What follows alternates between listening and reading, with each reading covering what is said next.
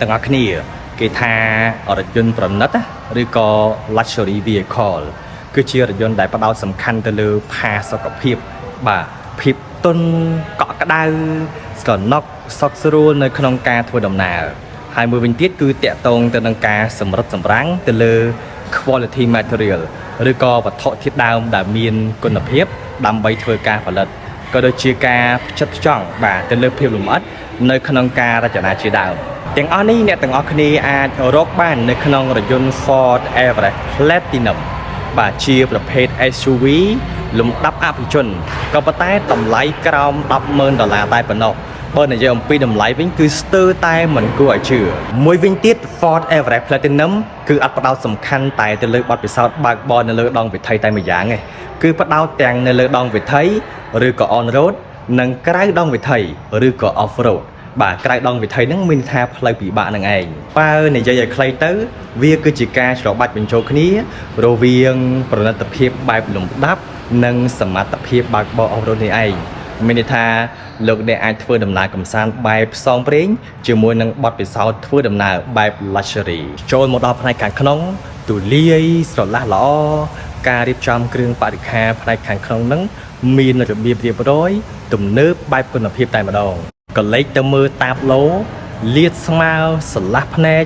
ចំណែកឯអេក្រង់កំសាន្តវិញជាប្រភេទអេក្រង់បាញ់ឈរធំច្បាស់ត្រជាក់ភ្នែកទំហំ12អ៊ីង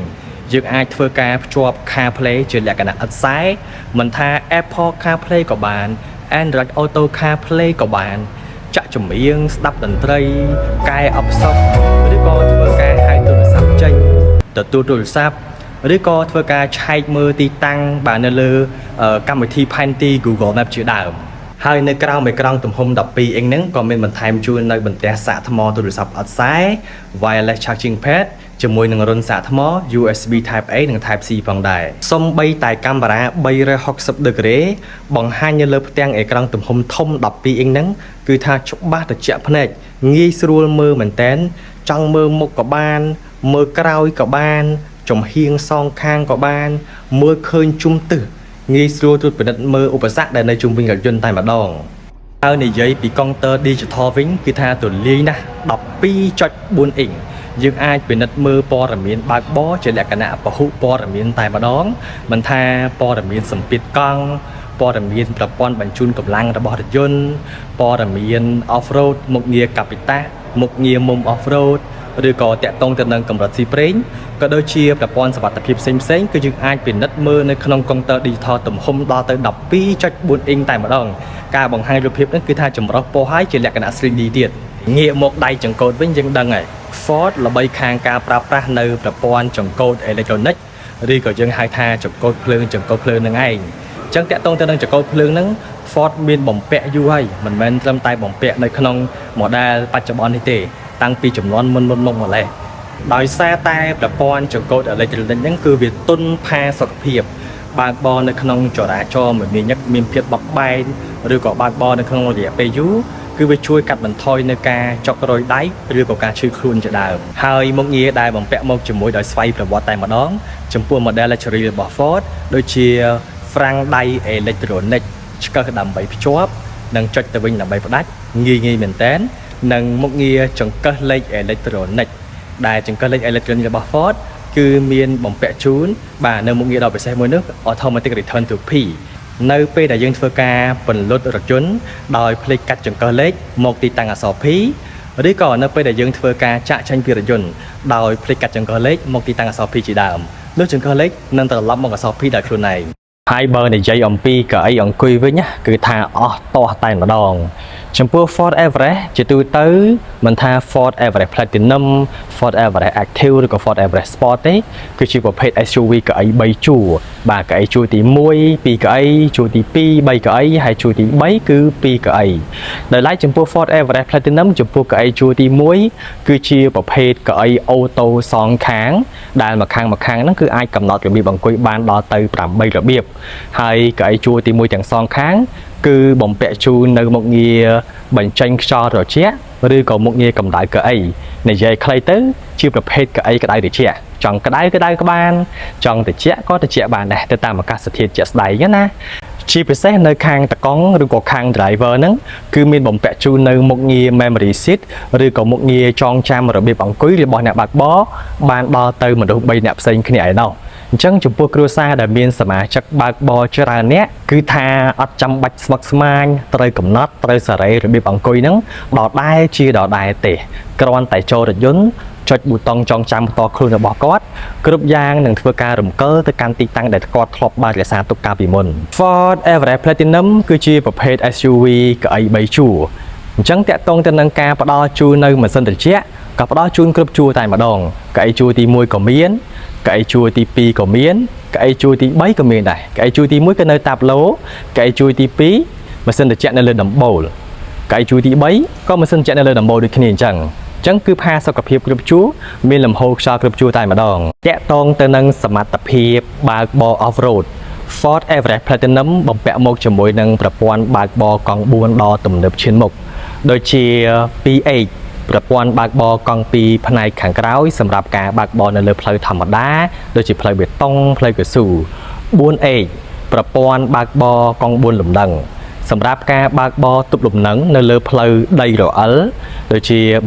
រអិលដីភក់រអិលដីសាច់ឬក៏ផ្ទៃដីរដេបរដុំរាបស្មើបាត់លំនឹងជាដើម 4L ប្រព័ន្ធបើកបរកង់4កម្លាំងសម្រាប់ការបើកបរបំរាស់ចេញពីឧបសគ្គដូចជាការជាប់ផុងនៅក្នុងដីភក់ជ្រៅឬក៏ដីសាច់ជ្រៅជាដើមចំណែកឯ 4A គឺជាប្រព័ន្ធបើកបរកង់4ដោយស្វ័យប្រវត្តិសម្រាប់ការផ្ដល់ជូននៅស្ថិរភាពបើកបរទាំងនៅលើដងវិថីនិងក្រៅដងវិថីឬក៏ផ្លូវពិបាកក្រៅពីនេះ Ford Everest Platinum ក៏បានផ្ដល់ជូននៅ Drive Mode ឬក៏ Mode បើកបរចំនួន6 Mode ផ្សេងគ្នាដូចជា Mode ធម្មតាឬក៏ Normal Mode Mode សន្សំសំចៃឬក៏ Eco Mode Mode ដឹកសណ្ដោងឬក៏ Tow Haul Mode Mode ផ្លូវដីរអិលឬក៏ Slippery Mode Mode ផ្លូវភក់ផ្លូវដានកង់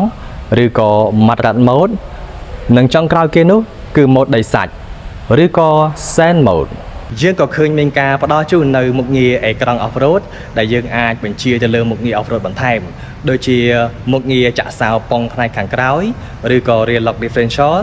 និងមុខងារគ្រប់គ្រងក្នុងការចុះចំណតដោយស្វ័យប្រវត្តិឬក៏ Hill Descent Control ចំពោះអេក្រង់ Off-road ក៏មានផ្ដល់ជូននៅកាមេរ៉ា Off-road សម្រាប់ជាកំហើញជំនួយការបើកបរនៅក្នុងការបើកបរផ្លូវពិបាកផងដែរ Ford Everest Platinum ផ្ដល់ជូនបទពិសោធន៍បើកបរ Off-road នៅក្នុងរថយន្ត Luxury ក៏ប៉ុន្តែនៅតាមផ្លូវជិះទៅកាន់តំបន់ទេសចរណ៍ផ្សងព្រេងទាំងអស់នោះ Ford Everest Platinum គឺផ្ដល់ជូនទាំងផាសុកភាពនិងសុខសុវត្ថិភាពរថយន្ត Ford Everest Platinum គឺបំពាក់ជូននៅប្រព័ន្ធសុវត្ថិភាពក៏ដូចជាមុខងារជំនួយការអ្នកបើកបរជាច្រើនដូចជាមុខងាររក្សាការកងហ្វ្រាំងជំនួសអ្នកបើកបរឬក៏មុខងារ Auto Hold ជួយឲ្យអ្នកបើកបរធ្វើការសម្រាកជើងនៅពេលដែលត្រូវឈប់ចាំស្តុបចរាចរណ៍មុខងារបញ្ជាល្បឿននៅលើដៃចង្កូតជួយសម្រួលដល់ការបើកបរនៅក្នុងរយៈពេលយូរឬក៏ការបើកបរល្បឿនលឿនដូចជា Normal Cruise Control គឺជាមុខងារបញ្ជាល្បឿនធម្មតានិង Adaptive Cruise Control គឺជាមុខងារបញ្ជាល្បឿនសម្រាប់រក្សាគម្លាតសុវត្ថិភាពដែលមុខងារ Adaptive Cruise Control របស់ Ford គឺអាចប្រើរួមគ្នាជាមួយនៅមុខងារ Lane Centering ឬក៏មុខងារតម្រង់ការបើកបរឲ្យចំកណ្ដាលកន្លងក្រៅពីនេះយើងក៏មានឃើញបន្ថែមមកជាមួយនឹងមុខងារ Lane Keeping System គឺជាមុខងាររក្សាកន្លងបើកបរឬក៏មុខងារចាប់កន្លងផ្លូវជួយបញ្ជានៅការរេចាក់កន្លងដោយអចេតនាណាមួយនៅក្នុងពេលបើកបរយើងក៏មានឃើញការផ្ដល់ជូននៅមុខងារ Pre-collision System ដែលជាមុខងារព្រមានទុកជាមុនពីគ្រោះថ្នាក់ផ្នែកខាងមុខធ្វើការរួមគ្នាជាមួយនឹងមុខងារ Automatic Emergency Braking ឬក៏មុខងារជាន់ហ្វ្រាំងបន្ទាន់ដោយស្វ័យប្រវត្តិហើយលើពីនេះគឺបន្ថែមមកជាមួយនឹងមុខងារ Evasive Steering Assist ដែលជាមុខងារជំនួយដៃចង្កូតបញ្ជាគ្រោះថ្នាក់ផ្នែកខាងមុខចំពោះការបត់ឬក៏ការបដូរកន្លងផ្លូវយើងក៏ឃើញមាននៅមុខងារបន្ថែមដើម្បីជំនួយនៅក្នុងការបើកបរដូចជាមុខងារ Blind Spot Information System ដែលមុខងារនេះនឹងធ្វើការផ្ដល់សញ្ញាឲ្យអ្នកបើកបរធ្វើការប្រុងប្រយ័ត្ននៅពេលដែលមានរថយន្តផ្សេងទៀតធ្វើការវ៉ាចែងមកពីខាងក្រោយហើយប្រសិនបើរថយន្តរបស់លោកអ្នកត្រូវបានបាំងបិទចំហៀងទាំងសងខាងក្នុងពេលរយ៉ែ ក៏មានផ្ដល់ជូននៅប្រព័ន្ធប្រមានពីចរាចរណ៍ឆ្លងកាត់ផ្នែកខាងក្រោយផងដែរ